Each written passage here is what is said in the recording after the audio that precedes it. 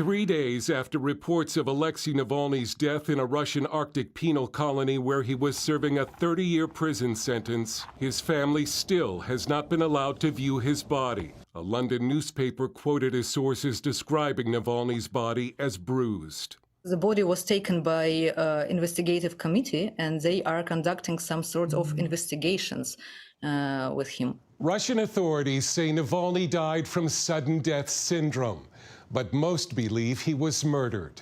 In a video, Navalny's widow said, "We know exactly why Putin killed Alexei, and we will tell you soon." Navalny was the leading voice for democracy in Russia, despite being poisoned in 2020 and nearly dying. He returned to Russia against the advice of many and was arrested, and then jailed in its harsh penal system.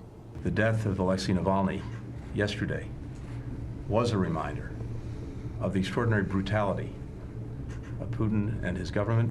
Navalny seemed in perfect health just days before his death, seen on a monitor laughing and cracking jokes about his trial. The news provoked outrage around the world. An independent Russian human rights group says hundreds of people have been arrested for protesting Navalny's death.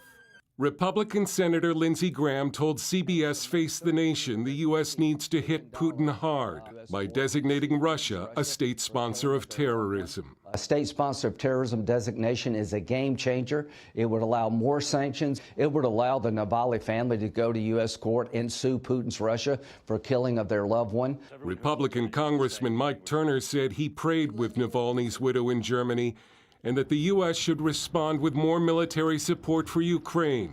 The Senate has passed a foreign aid bill, but the House has rolled out its own version.